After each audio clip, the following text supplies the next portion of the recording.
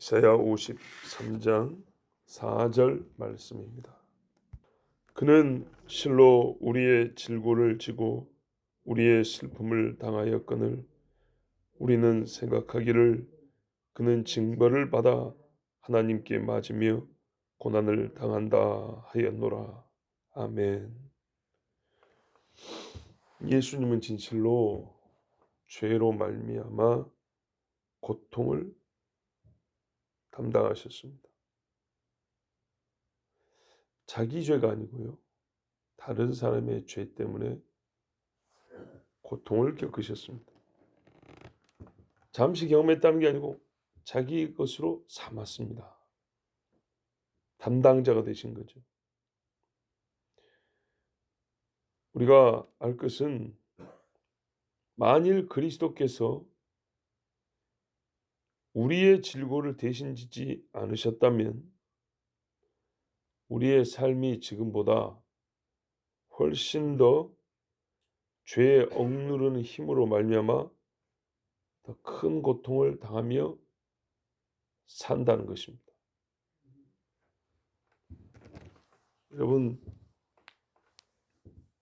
몸에 멍이 들면 아프죠. 죽은 피가 고여있기 때문에 누르면 아픕니다. 몸에 염증이 생기면 또 아픕니다. 부르져도 아프고. 죄가 몸에 있는 상태의 몸, 멍이 있는 상태의 몸, 염증이 있는 상태의 몸처럼 죄가 몸에 있는 몸은요, 죄가 주는 고통이 커요. 우리가 죽어서 천국 간다. 예수님이 우리의 죄를 다 짊어지셨기 때문에 우리가 의롭다움을 받고 천국 간다. 그 효과는 지금부터 나타납니다.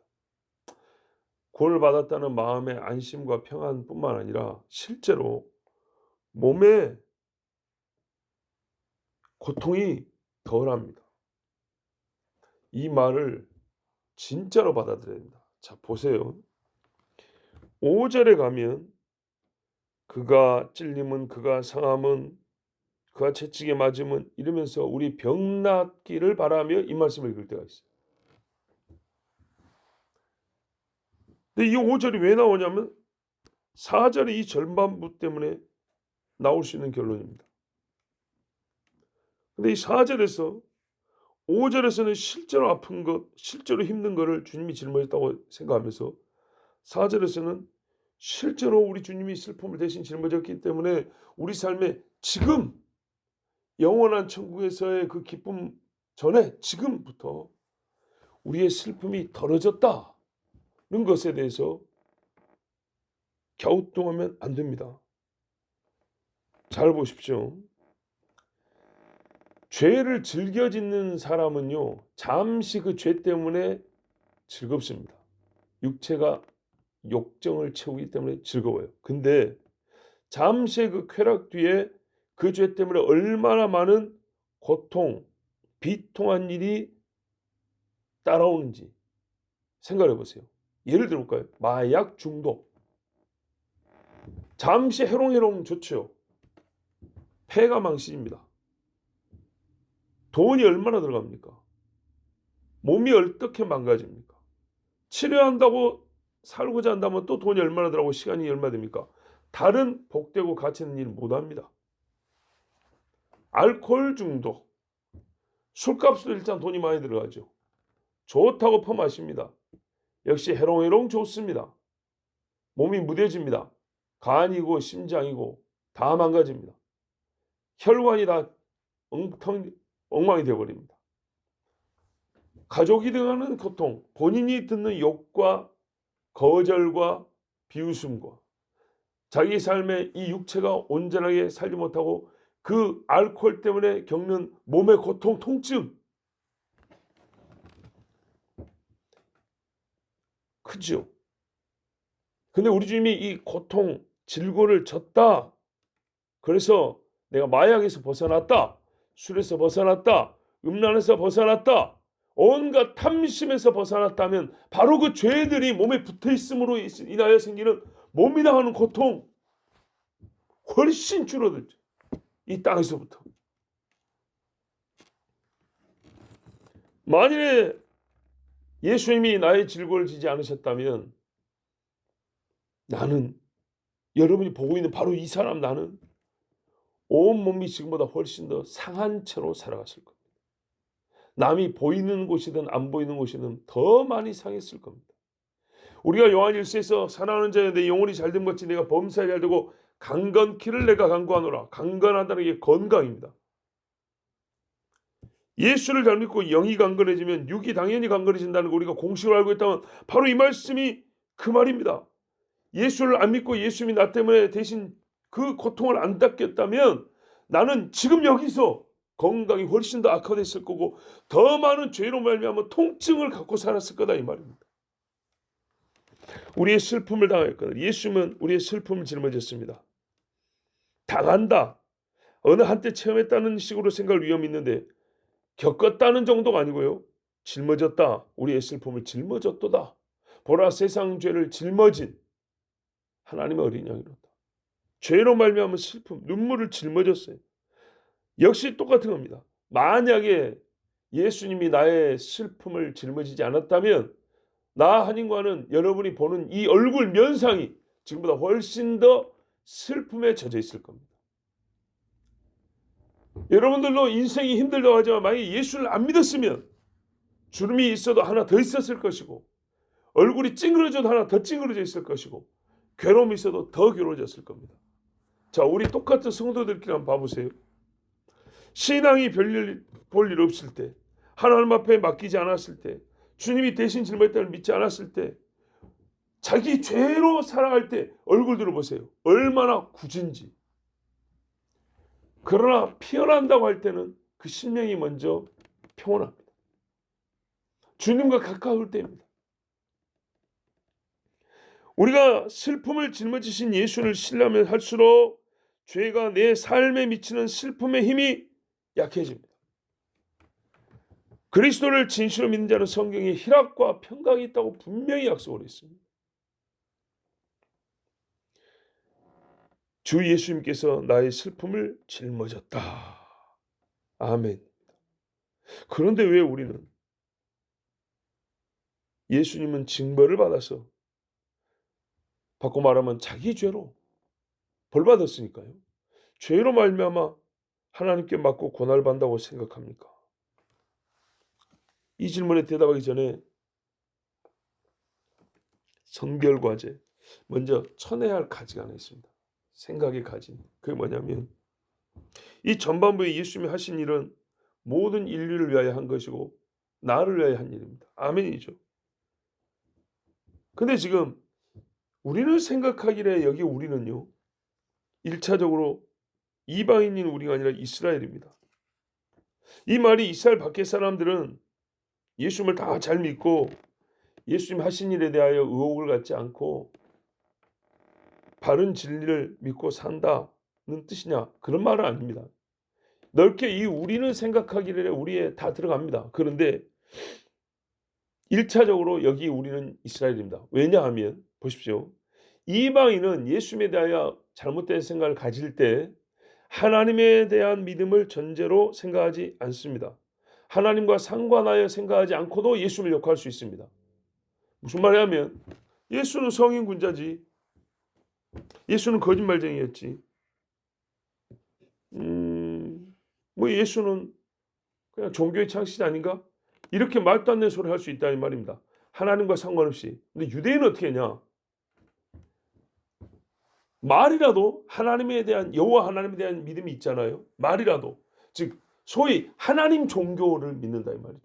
그렇기 때문에 하나님하고 상관해서 예수님을 판단하는 거예요. 저 하나님께 죄 지어서 죽은 거 아니요? 하나님이 저 사람 저거 거짓 선지자라고 벌 준 거 아니야? 이렇게 말한다는 거예요. 이렇게 해서 예수님을 핍박하고 조롱하는 겁니다. 이방인들은 하나님 자체를 모르니까 아까 말한 것처럼 실패한 종교 지도자, 뭐 정치가 아니야? 뭐 민주의 선동가, 뭐 그런 사람 아니었나? 망상가 아니었나? 이렇게 말하죠. 유대인들은요, 이런 식으로 말 안 해요. 2000년 전에 유대인들은 어쩌냐면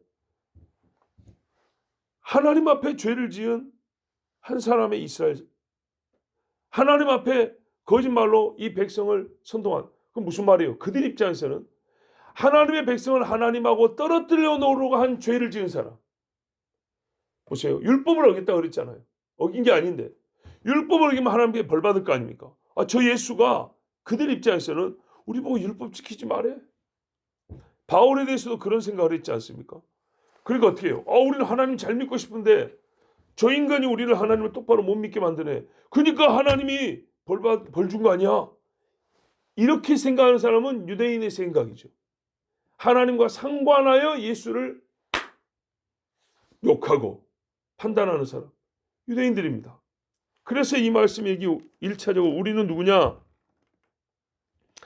진실하든 한낱 종교적이든 하나님에 대한 믿음이 전제되어 있는 사람들, 이스라엘 사람들입니다. 먼저 이스라엘 사람들이 이렇게 생각했습니다. 어떻게 해요? 그들은 어쨌든 하나님 이야기를 할 줄 아니까 하나님께 맞은 거야. 하나님께 맞은 거야. 이렇게 말했다는 거예요. 징벌을 받았다 했죠. 징벌은 누가 내립니까? 하나님이 내린 거잖아요. 하나님. 즉 유대인에게는요. 나름대로 생각할 근거가 있었다는 거예요. 예수님에 대한 생각의 근거. 즉 예수님을 메시아로 그리스도로 믿지 못할 근거가 자기들에게 있었다는 겁니다. 하나님과 상관하여 볼 때 예수는 메시아로 믿을 수 없는 인간이야. 이랬다는 겁니다. 왜 예수를 믿을 수 없다고 생각했냐면 하나님과 상관해 볼 때 저 사람은 메시아가 될 수 없어. 특별히 왜 십자가 나무에 달려 죽는단 말이죠. 자 보십시오. 예수님의 십자가가 예수님을 대하여 하는 이스라엘 사람들의 말이 어떠한 것이었는지를 잘 보여주는데 마태복음 27장 39절에서 43절 보면 십자가에 달린 예수님을 보고 이렇게 말합니다. 왜 그들이 생각하게 됐는지, 어떤 생각을 갖고 있는지, 왜 생각하게 됐는지 마태복음 27장 39절을 보면 지나가는 자들은 일반 유대인들이죠. 자기 머리를 흔들며 예수를 모욕하여 이르되 성전을 헐고 사흘에 짓는 자여 네가 만일 하나님의 아들이여든 자기를 구원하고 십자가에서 내려오라 하며 보통 유대인들이 이랬어요. 그와 같이 대제사장들도 서기관들과 장로들과 함께 이제 지도자, 종교 지도자들입니다. 희롱하여 이르되 그가 남은 구원하였으되 자기는 구원할 수 없도다. 그가 이스라엘의 왕이로다. 지금 십자가에서 내려올지어다. 그리하면 우리가 믿겠노라. 못 믿을 이유가 있다는 겁니다. 그가 하나님을 신뢰하니 하나님이 원하시면 이제 그를 구원하실지라. 안 구원하면요. 하나님을 신뢰하지 않는 거짓말쟁이였다는 거죠. 그의 말이 나는 하나님의 아들이라 하였도다 하며 십자가에 단 이유가 이거였다는 겁니다. 이 사람들 이런 생각을 갖고 있어서 예수를 죽였다는 겁니다. 먼저 성전을 헌다는 말을 예수님이 했어요. 헐어보라. 이 자체가 매우 큰 신성모독적인 발언입니다. 여러분 누가 성전을 세웠어요? 다윗입니다. 다윗. 자기 할아버지가 세운 거 아닙니까? 물론 이제 다윗의 유지를 받들어 솔로몬이 세웠죠. 그 다음에요. 포로 생활 끝나고 돌아온 우리 선조들이 다시 세운 게 성전입니다. 이 성전은 여호와 앞에 우리의 신앙 또 하나님의 임마누엘을 상징하는 정말 선조들이 피땀으로 세운 성전을 헐어? 무슨 명분으로? 무슨 자격으로? 이런 말을 한다는 자체가 때려 죽일 놈인 거죠. 어떻게 메시아가 성전을 헌다 소리 하냐 이 말이죠. 그들은 나름대로 그런 생각을 한 겁니다. 아니 하나님이 여기 계신다고 그랬는데 유대인이라면 이곳을 더 잘 쌓자, 더 잘 만들자. 아니 옛날에 믿음 있는 사람들은 그랬잖아요. 더 좋은 거 갖다 바치고 더 깨끗하게 하고 이래야지. 아무리 우리가 더럽게 했기로서니 이걸 헐어?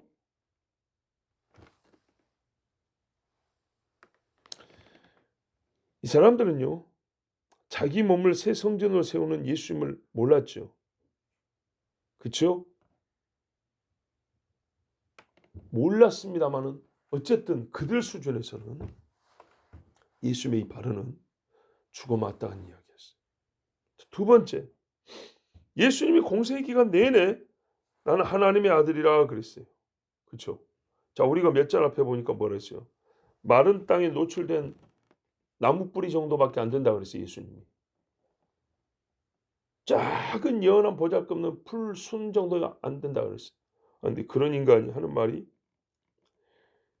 하나님의 아들이라고 자기가 출신과 족보를 보니까 다윗의 자손이긴 하지만은 목수 아들이고 저 갈릴리 유대 땅도 아니고 자기 납달리 스불론 이런 별 볼이 없는 지파에서 그 선지자도 안 난다는 동네에서 큰 주제에 뭐 하나님의 아들, 예루살렘 성전에서 태어나도 하나님의 아들 되기 어려운데 말도 안 되는 소리 하고 있네. 이게요, 이들이 예수님에 대하여 그러니까 하나님께 매를 맞지 할 만한 이유인 거예요. 사실 이 사람들은 성경을 모르는 사람들이잖아요. 부활에 대하여 너희가 성경도 모르고 하나님의 능력도 모른다 그랬잖아요. 성경을 몰라요. 하나님의 능력도 몰라요. 그렇지만요, 이른바 하나님 종교로 먹고 사는 입장에서는 하나님을 수호해야죠. 그런데 이런 촌놈이 하나님의 아들이 하니까 어떻게 해요? 자기 딴에는 이때야말로 우리가 주를 위하여 하면서 네가 감히 하나님을 운운해 하면서 예수님을 판단하는 게 그들 입장에서는 옳은 일인 거예요. 세 번째, 이스라엘의 왕, 유대인의 왕이라고 그랬어요. 사실이어도 입조심을 해야 되지 않겠습니까? 왜요? 로마 사람이 들으면 어쩔 거예요. 근데 가만 보니까 조그만 헤롯도 못 몰아내네. 그죠? 헤롯도 못 몰아내는 주제에 뭐 유대인의 왕 어쩌고 하면서 여차하면 로마 사람한테 우리 다 맞아 죽을 위험에 처하게 됐어요. 아니 유대 민족을 강하게서 독립을 시켜주고 그런 소리 하든지 아무것도 하지 않으면서 유대인의 왕 하면은 여차하면 로마 사람들이 와가지고 우리 다 때려 죽이면 어쩔 거냐. 하나님의 백성을 위하는 것이 아니라 하나님의 백성을 몰살시킬 인간 아닌가. 그러니까 메시아가 될 수 있습니까? 없죠. 메시아는 이스라엘에 복을 줘야 되지 않겠습니까? 그리고 마지막으로 십자가는요, 하나님의 벌이라고도 말하지만 최후의 테스트입니다. 그렇잖아요. 뭐라 했어요? 내려와 보라. 정말 당신이 메시아라면, 네 말이 틀리지 않다면 하나님이 너를 이 저주의 나무에 매달릴 네가 없지 않냐. 신명기에 뭐라냐면 21장 23절에 나무에 달린 자마다 하나님께 저주를 받은 자라 이렇게 돼 있단 말이죠. 하나님이 어떻게 하나님의 아들을, 이 백성을 구원할 메시아를 보통 사람은 매달리지도 않는 저주받은 십자가에 매달리 이 더러운 나무에다 매달아 죽인단 말이냐. 어떤 의미에서 유대인들은요, 자기들의 목숨을 걸고 마지막 테스트를 해본 거예요. 진짜 내려와 버리면 어쩔 거예요. 소위 그들 입장에서 안 내려와야 다행인 것이, 내려와 버렸으면은 예수님을 메시아라는 건 확실하고 자기들은 그날 다 죽어야 되는 거 아닙니까? 그들 입장에서는 목숨 걸고 테스트 해봤더니 역시 못 내려오네. 그럼 뭐 하나님께 매 맞았다고 말하면 뭐가 틀린가요? 그죠? 누가 봐도 객관적으로 저주받은 나무에 매달려 저주받은 사람으로 죽었으니 이 말을 듣고도 못 내려오니 세상에 어떻게 우리를 구원할 자가 될 수 있는가? 우리가 그런다잖아요. 의원이 사람 병을 못 고치면 의원아 네 병이나 먼저 고쳐라 그런다잖아요. 그런데 병 정도 아니고 영생을 준다는 사람이 자기 손에 있는 못 하나 못 빼는데 어떻게 믿을 수 있겠어요? 왜 이 사람들은 하나님께 매를 맞아서 징벌을 당한다, 고난을 당한다 생각했냐면 그들의 말을 들어보면 그 이유가 여기 있어요. 여러분은요, 제가 한 말이 반어적 표현인 것을 다 아실 겁니다. 이 사람들을 지지해서가 아니라 그들이 왜 그렇게 생각했을까를 제가 지금 설명해 드린 겁니다. 그 생각이 옳다는 게 아니라 틀린 생각도 틀린 이유가 있는 거죠. 이런 이유 때문입니다. 말을 들어보면 다 나타납니다. 자, 예수께서 이렇게 고통을 당하고 죽으심으로 뺨 맞고 침뱉음까지 이것들을 생각해 봤을 때 메시할 수가 없는 거예요. 이것들을 다 본 또 이 일을 행한 그들은요, 이 사람 예수가 우리의 슬픔을 진다, 죄의 고통을 진다, 궁극적으로 우리 죄를 대신 짊어진다, 믿을 수가 없었어요. 알지도 못했어요. 적어도 그들의 논리는 그들의 인과관계로서 증명이 됐어요. 그렇잖아요.